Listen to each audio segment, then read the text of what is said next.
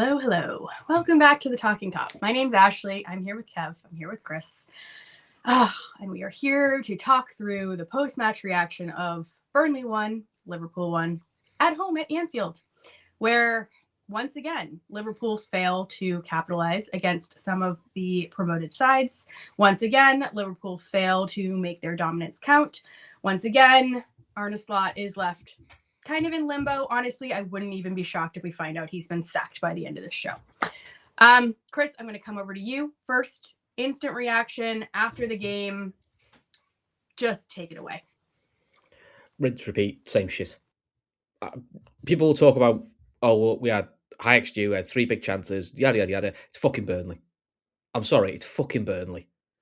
And if you think that's arrogant, so be it. You should be beating fucking Burnley at home. It's the first time since 1980, 81 we haven't beaten the 3 promoted sides. Sorry, we haven't won at home against any of the 3 promoted sides. They're fucking shite. But every shit side knows, play a back 3, play a back 5, and wait for Liverpool to give you a chance.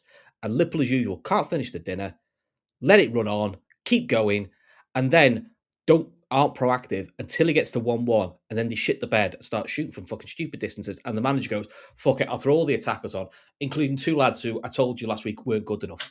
And then you go in, Rio, I said you weren't ready for the Premier League. Go help me win the game. Which, by the way, he was probably one of the few who did quite well when he came on. Chiesa, I barely use you. Go on and win. Go on out, win us the game. It's shite. It's shite. It's unacceptable. I don't think any manager will be looking to survive this. I don't give a fuck if he's he won us the league last year. You can't keep dropping this many points. I think Kev said to me before, our home forward is the 8th best in the league. That wasn't acceptable for Liverpool to be that in the 90s when we were fucking dire. It's shit football. It's shit to watch. There's nothing exciting. As soon as we went to 1-1, did I believe Liverpool would win it or get back into it? No. And I felt like that 4 or 5 games now is, if we get level, I don't ever fancy us to win it. I actually expect us to drop another bollock and lose 2-1. And we weren't doing that last season, and probably the previous 8, 9, 10 years we've been spoiled because we probably didn't feel that way. So look, it's unacceptable. But listen, I just feel like I'm at the point where I'm going like, just watch the post-match show from October, just watch the post-match show from November, December. Nothing's changed. It's the same shit all the time. We can talk about FSG and the owners. We'll have a chat about them later, and they still think that squad's good. That squad and the way it's playing is good enough. Honestly, you're in fucking cuckoo land. You don't have to be a fucking millionaire or a business guru to know that A, that squad needs help, and B, that manager at the moment, he's shown in this season that he isn't turning this run round. This unbeaten run's the most depressing unbeaten run I think I've seen Liverpool on.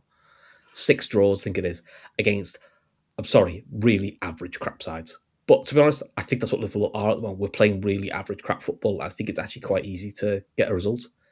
If you need a result or you need a draw, come to Anfield or let Liverpool come away. Honestly, we'll give you points for free. We don't mind, and that's the whole of them. I know people stick on Ibu and stick on Gakpo.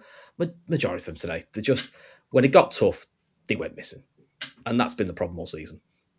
Yeah. Look, I'm not of 2 minds in terms of how I feel at the results at the end of this game.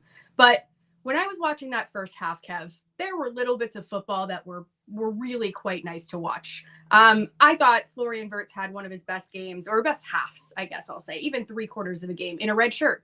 And we saw some patterns of play. But once again, we also saw the downside of Liverpool, which is this slow, meandering, overly patient football that, yes, you can have all the pretty patterns in the world, but if you're not capitalizing when you're in a position of strength, you leave the door open, and these teams know that. This is the blueprint that Nuno Espirito Santos set out at the Forest game last season. This is what he did. He held back Callum Hudson-Odoi, and he basically said, we're going to just sit tight, and we're going to come on with our pace at the end of the game. We're going to have 1 or 2 shots. We're going to make them count. That goal that Burnley scored today was their first shot on target. And I don't know how many times we've had a first shot on target be a determining factor in our scoreline. I'd imagine it's up around 50%. Kev, what's your takeaway from that game? Yeah, these are the kind of results. Gav's in the chat there, and Gav's saying this has to be the end for Slot. These are the kind of results and the run of results that get managers sacked at top end clubs.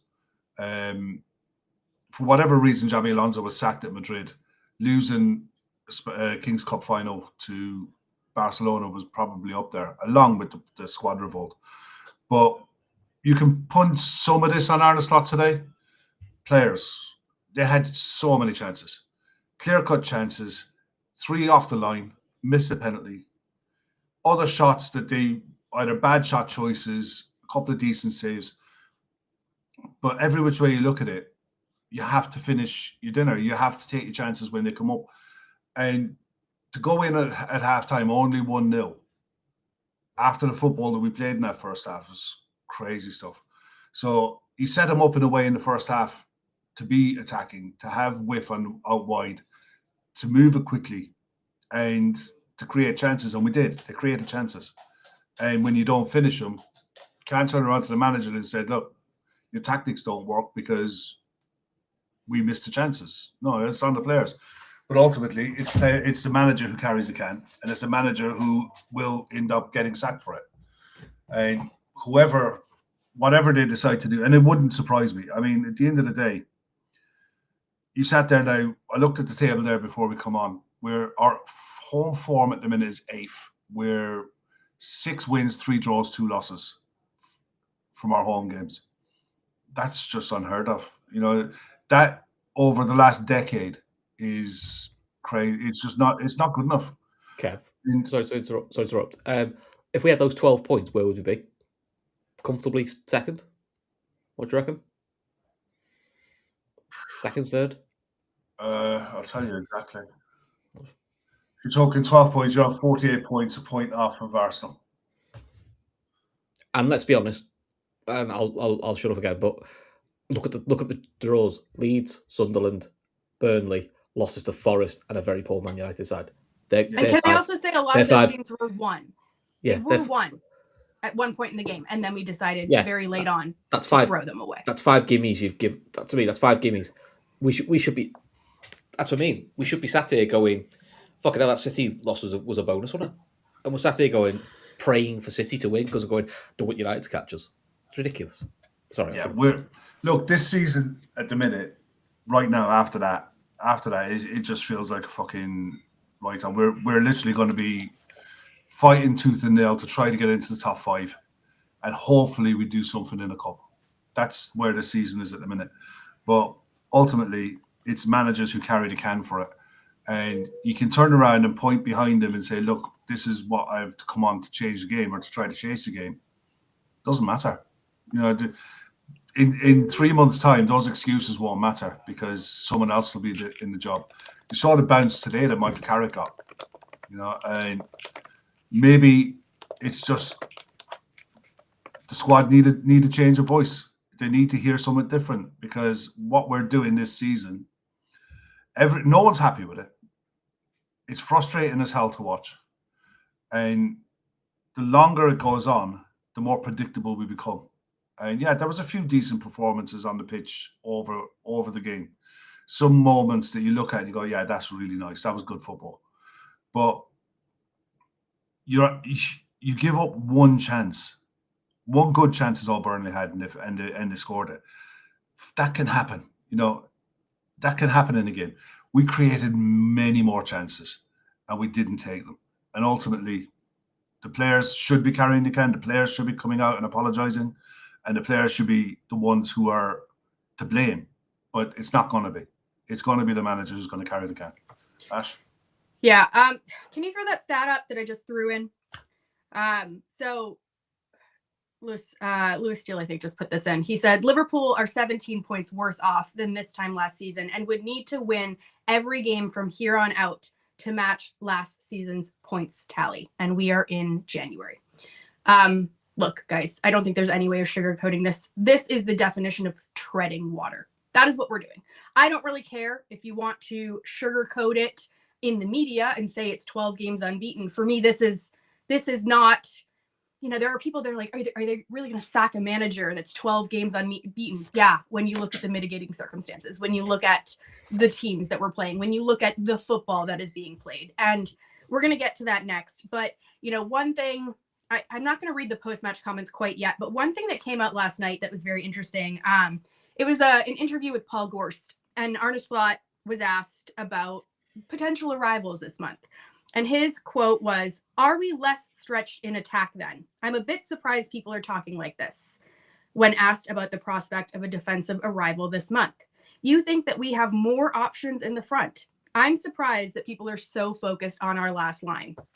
And look, last night that infuriated me. Watching this game, both of those areas on the pitch are absolutely short, and they are not, we just don't have the options that we need to in order to take that game over the edge. And look, that being said, the players that were on the field today should have absolutely put that game to bed. We shouldn't have needed players off the bench, but we don't have options. I think that Rio stretched the game in a way.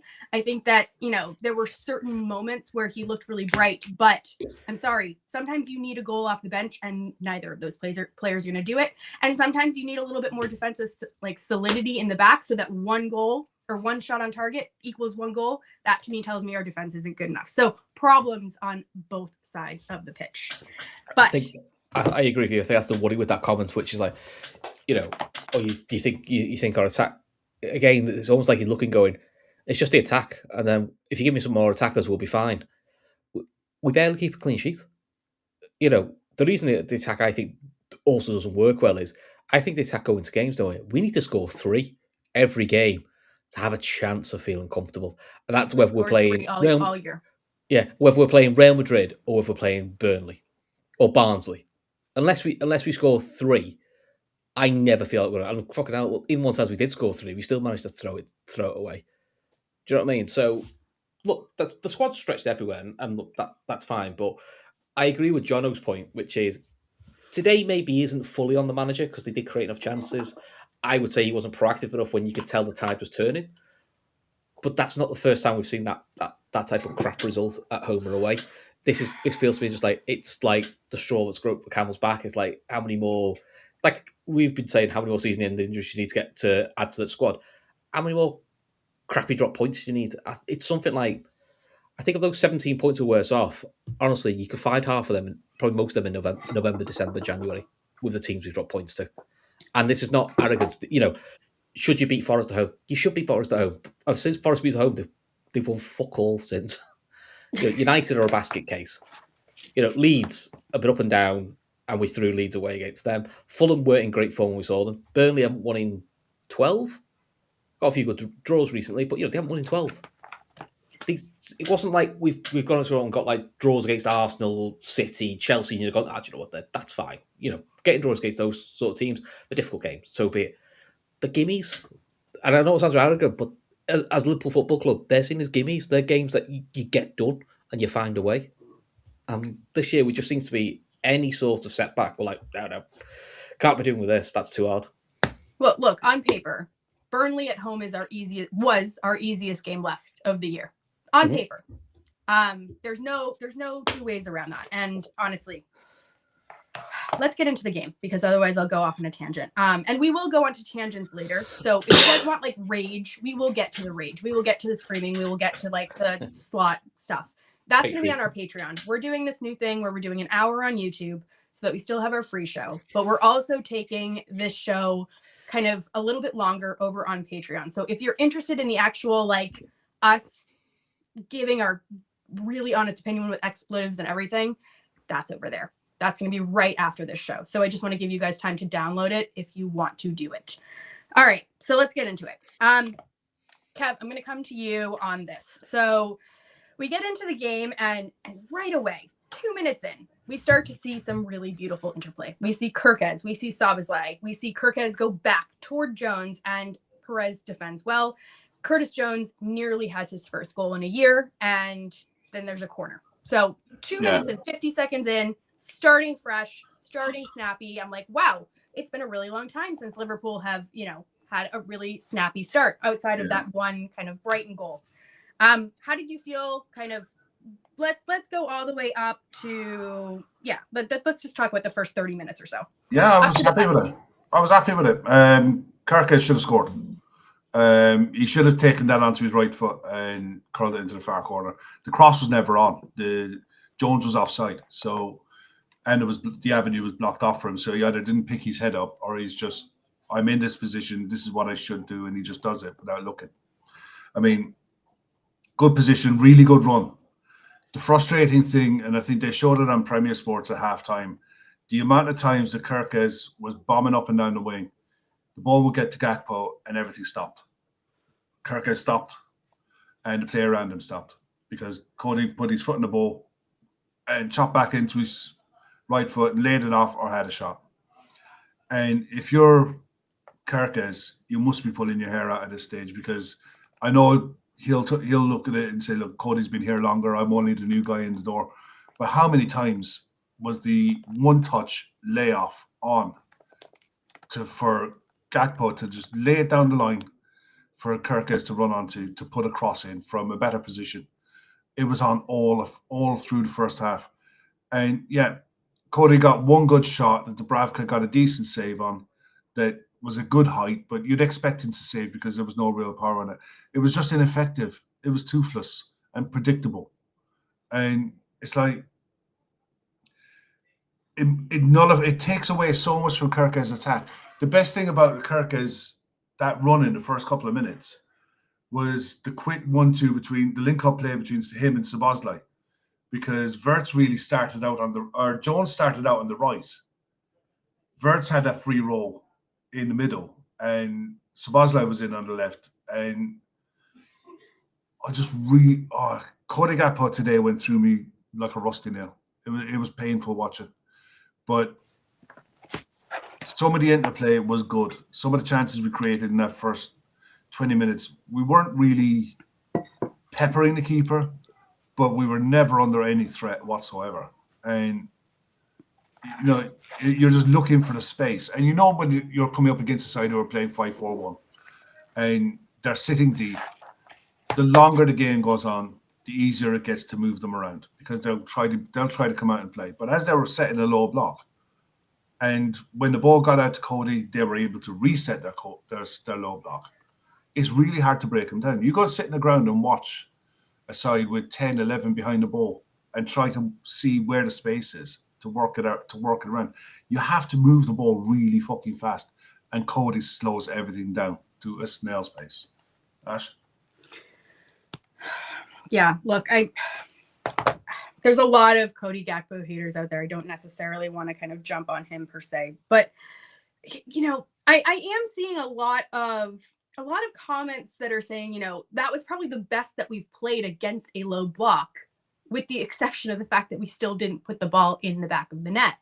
And ultimately, that is what you're on the pitch to do. So you can have as much flowy, wonderful football. Curtis Jones, Florian Wirtz, they look fantastic.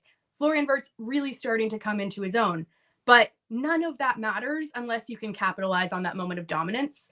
And this idea that we are kind of keeping ourselves on a leash for the first roughly 60 minutes, 75 minutes of a game, only to then step the gears up in the 75th minute once the players' legs are really tired, when we don't have people to bring off of the bench, it just baffles the mind. It really does. And look, on 30 minutes, Chris, we had the opportunity to put an early goal on the board. And we had Florentina brings the leg across Gakpo, very reminiscent of Trossard on Wirtz in the Arsenal game last week. This time Madley gives it, which was a shocker for me because Andy Madley has like an atrocious record against Liverpool. So the fact that it was given, mind blown. And then we have Szoboszlai stepping up. So Szoboszlai, up to this point, had never missed a penalty for Liverpool. He had missed one penalty in his entire life, or in his entire professional career. I would assume he's missed them as a child. And that was at Leipzig. And he steps up and he absolutely slams it with so much power off of the bar. What was your reaction? Typical. That was my reaction. As soon as he missed it, I went, that's just typical of us at the moment. We find new and exciting ways of fucking it up. Yep. Look, players can miss penalties, and look, it's not a good penalty. Ultimately, if you don't hit the target, it's not a good penalty. Mo Salah gets absolute dog's abuse when he misses those ones. It's poor. 9 times out of 10, you should be scoring that penalty. And again, why is he trying to break the back of the ball? Don't know if that's pressure. He's feeling the pressure because he knows it's the opening goal of the game. But look, it should go ahead. I mean, look, we do eventually go ahead, but we'll get to that goal later. Let's keep the goal on the back burner so we can talk about one positive thing. It just feels like standard Liverpool.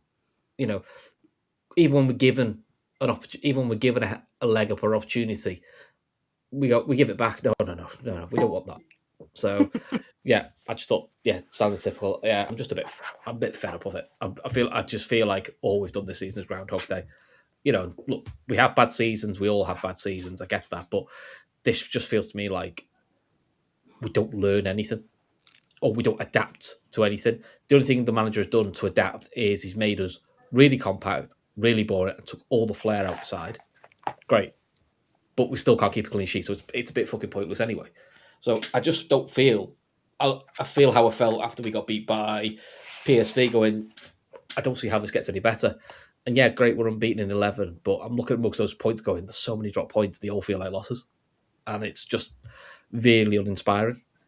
And I can't pretend, even the goal, you guys can talk about the goal, I'm not arsed. I've got to that point where I'm going, yeah, great, but it doesn't mean anything. I mean, I don't want to completely wash the goal out. The whole season feels like that. The only positive thing that we have to talk about. But the whole season feels like that. It doesn't matter why, because it's going to lead to nothing. We're not developing. I just feel like every week we're regressing. That's how it feels. I just don't feel like we're getting. It feels like one step forward, two steps back. It feels like that every week, and it's a bit like that's just how it feels. I can't. I could try. I know I try and find a positive, try and find a reason to. Things are good. I can't. I can't lie. I can't lie to myself and say I'm all right with this. I'm not. I think it's rubbish, and I hate talking like that about a manager because I always want the Liverpool managers to do well. You always want it to succeed, especially after the great season he gave us last year. But I'm just sat here going, I think you said it summed it up best. We're treading water. I'm just waiting. You're just almost like waiting for the decision to be made. Whether that's now, whether that's summer, you're kind of like going, just get it over and done with. It's just like the long goodbye, this. And it's boring. Yeah. Well, we've had season after season of long goodbyes, actually. Yep. And this, I guess, would be our third season of maybe doing that.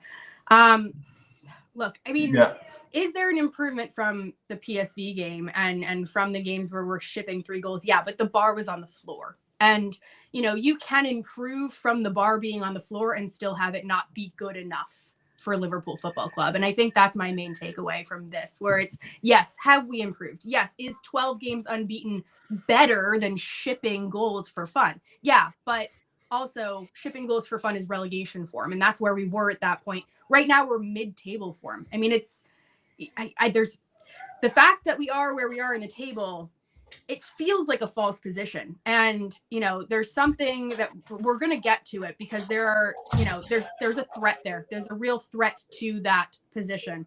There's a super chat and I don't want to miss it. So Jay just throws in. Okay.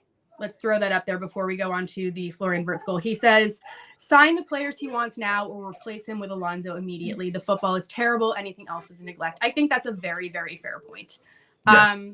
I think that you either need to help him or you just need to get rid of him.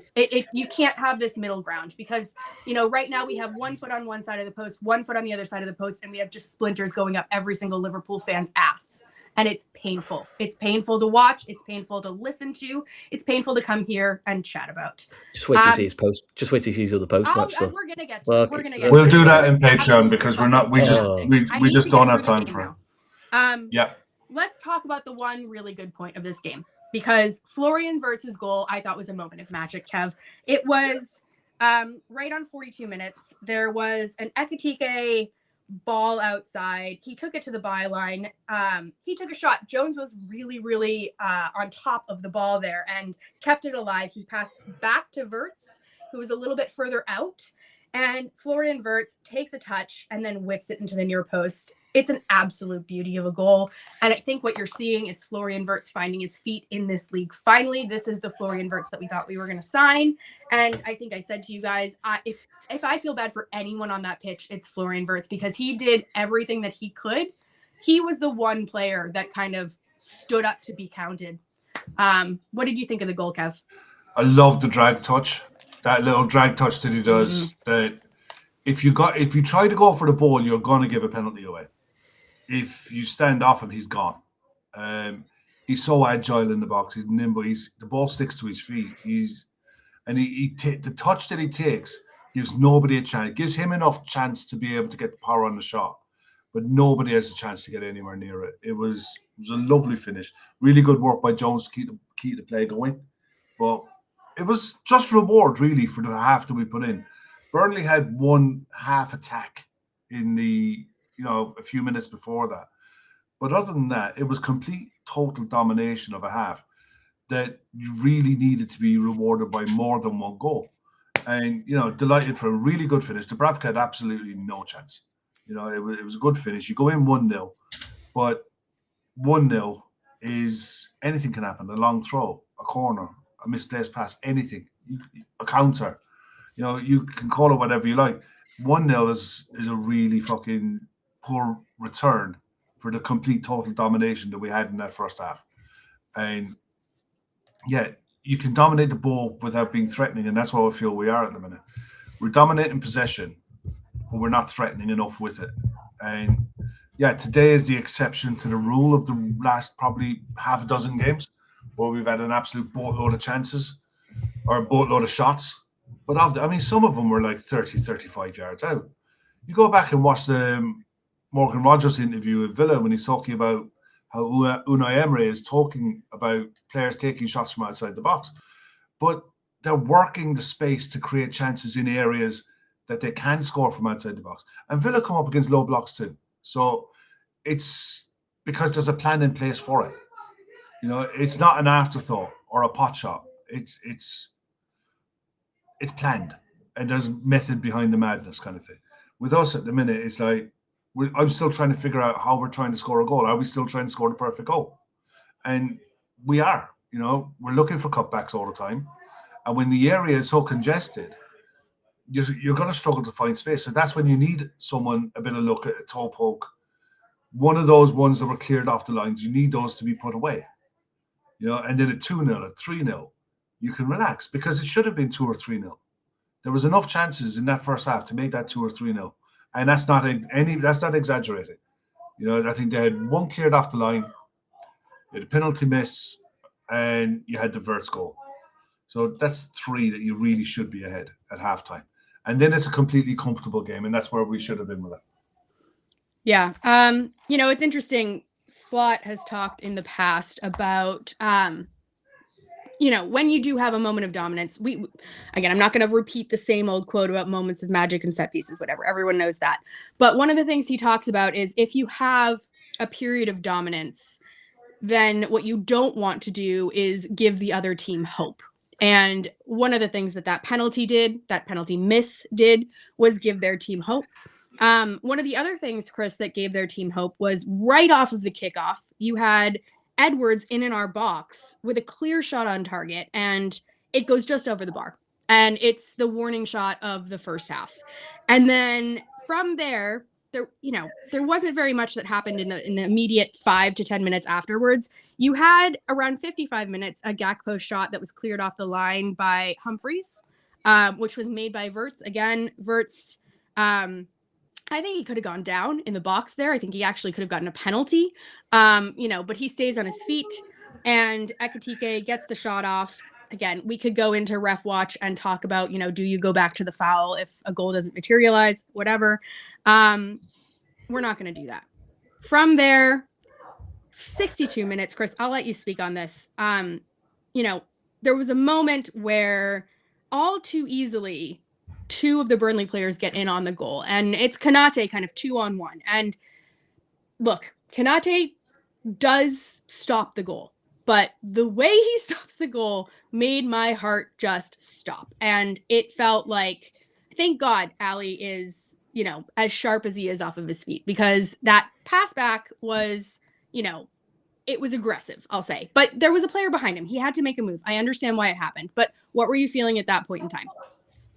I think that's one. I thought it was just a bit of a warning sign. I thought that was the second or third warning sign when you went, right, the tide's turning a little bit here. Burnley gets some chances. We expect the manager to react. If in terms of Ibu, he had to go for it. Look, he probably gets not the connection he wanted on it, and look, it's a good save. It's a good save by Ali. But look, if he doesn't go for it, it would have been 1-1 anyway, because he wouldn't have missed from there. So yeah, it's just one of them. But yeah, look, the goal was coming. We can't even say it was a smashing. Yeah, it may have been the only shot on target. The goal was coming.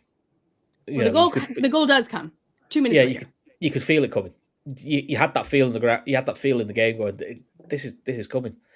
And that's where I can get frustrated with the manager going, like, if you know it's, look, none of us are UEFA A license holders, but it didn't take a rock science to go, this feels like the game's turned a bit. This feels like it's going the other way.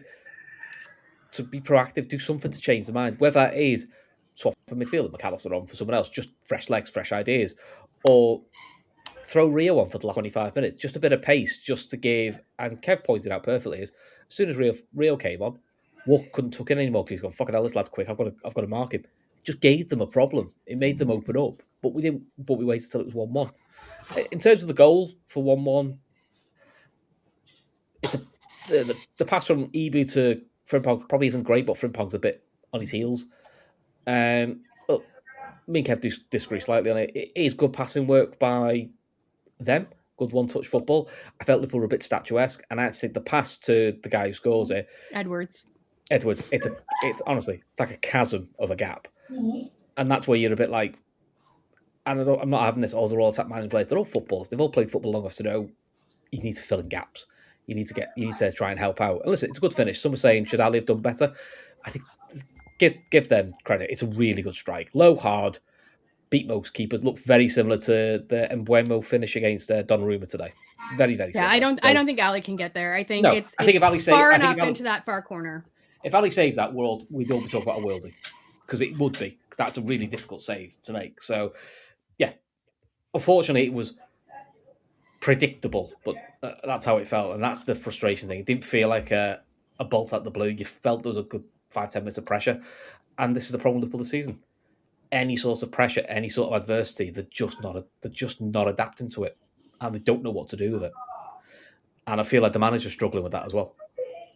Yeah, I mean, so that was at 64 minutes. There was plenty of time left in the game to get back into it, but I don't know if I felt like there was an impetus to really get back into it. I think you saw, some quickening of the movements around the Liverpool box. And I do think that you saw a little bit more interplay, as if they did try to go up a gear.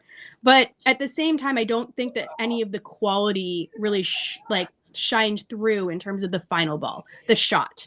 I think you saw a lot of almost like panicked pot shots from almost too far out. I know we were talking about in the pre-match about wanting to see some players shoot from distance, but there's a difference between shooting from distance and shooting from where, no matter who's in goal, it could be Karius, they would still save it. I don't want to get into too many nitty gritties. I think honestly, this is more of I want to close the show kind of talking about sort of big concepts here, but was there anything really toward the end of the game? There was one time where Ekitike put the ball in the net. He was penalized for a handball rather than an offside, which was, again, just one of those moments where the luck's not in. Was there anything else really that kind of screamed out to you that you want to highlight about the rest of the game? I think Szoboszlai had a run into the box, and your man left out a lazy leg again. And I was just screaming at the telly for Domo to run over that leg, because it felt like that's where it was going to come from. So Rio was bright when he came on. He held his line wide. He had space. He was given space by everyone else to isolate Kyle Walker, and he done Kyle Walker whenever he wanted. Took him inside, outside. Delivered some decent balls into the box, but it just wasn't going to happen. And it was frustrating to the nth degree watching it. Painful. You fuming watching it, because you need something to go for you in games like this when you're not finishing your chances. You need something, a bobble, you need a deflection, you need anything. Doesn't matter. You just needed to get 3 points today. And yeah, it was frustrating. Ultimately, I can't come up with any other way of talking about pure, total frustration from watching it. I don't know what else we can do. Let's just talk big picture here. So, we've talked about Liverpool having five wins and 21 points in their last 17 Premier League games. So that averages out to 1.24 points per game. For context, Roy Hodgson averaged 1.25 points per game as Liverpool manager. So Slot is currently running at a worse points per game than Roy Hodgson. I don't really know if I can come up with a more damning stat than that. And again, it's not necessarily because, I can't actually put my finger on it. I really can't put my finger on exactly what is happening, because it does feel like we were playing with a leash on. That was kind of my predominant feeling here. But big picture, Chris, we had Manchester United beating City this morning, and we had Chelsea beating Brentford, I believe, this morning, both by 2-0. And those are our two direct rivals. They have both switched their managers. I'm not saying that's a reason for us to switch our managers, just stating a fact. There was a new manager bounce, quite clearly evident in that Manchester United game. City, they just looked like a shell of themselves. I don't know if they were overplayed with the cup games in the middle of the week. But that being said, they capitalized. They looked a lot better. They looked a lot sharper. They looked like they had a plan, and they looked like they had a pointy edge at the end of their stick, which we do not at this point. I did not watch the Chelsea game, obviously, because it was simultaneously with us, but for them to get, over Brentford, who, again, quite close rival of us at this point in time, that to me tells me that they too are going sort of onwards and upwards. Look, worst case scenario that we're talking about here, and I don't even want to think about it, is FSG decide to do nothing. They decide to sit on their hands. They decide to sign nobody, and they decide to stick with this version of football until the end of the year. This version of football, getting 1 point per game, is not going to get us top 4. It is not going to get us top 4. Even though we have the talent, this is not going to happen. I cannot see it. How do you feel, kind of just wrapping up the show before we go into Patreon, how do you feel about where this leaves us going into the rest of the season? If it carries on like this, we'll be looking to make top 6. That's where. Yeah, look, you got to look at it. I can't put it any other. I can't put it any polite. I can't put it any positive way. I'm looking, going, could you see that side beating Bournemouth away the way they play at the moment? No, because I think Bournemouth will get a chance, and I think we'll shit the bed. That's just how I feel at the moment. I just don't have it. It's straight after a loss, but I just keep looking at games, going, we haven't won a league game this year, and I'm not being funny. Like, outside of Arsenal, the other 3 were games that you should be drawing. So I look at United. One thing United have always had is pace and goals. How long will your manager bounce last? I don't know, but we've left ourselves with only a point gap on them, so it's not that hard to overtake. Chelsea actually have more variety. They're also looking to sign players. And they're looking to sign players, look to sign another centre-back because it looks like one of the lads who got a knee injury is basically done for the season. So they've said, rather get another one. Like City did. City after today might give Guehi another pay rise, because fuck me, that defence at City was horrendous today. But I just look at all of them going like, can I see us catching Villa? No. Do I see us catching City? No. Can I honestly say I'm dead confident we'll finish above United and Chelsea at this moment in time? No.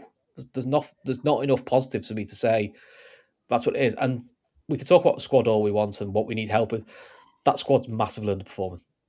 That's partly in the player, that's partly in the manager, and there are other factors we know what they are. But ultimately, yes, that squad is massively underperformed, but I don't know how you turn that around quick enough. Is that a new manager? Again, don't know. Because we've seen before, sometimes a new manager bounce helps. Sometimes it takes a while to settle in.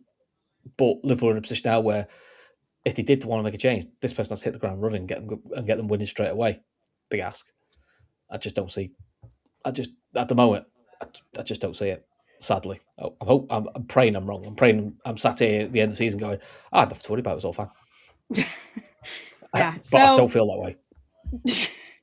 I think that we share your sentiment, Chris. Kev, I'm going to ask you to sort of come up with your final thoughts here on YouTube before we go over onto Patreon and kind of really speak our mind. Yeah. I'm not going to read all the quotes from Arne Slot here, but one of the ones that kind of stands out for me is we all have frustrations about the results, but sometimes the results aren't showing the development of some of the players. Kirkes, Wirtz scored a great goal. Frimpong was a big threat, but results do not reflect the development. This is another frustration. You can develop all you want. You can improve these players all you want, but unless you're getting points on the board, it means shit all to the grand scheme of things.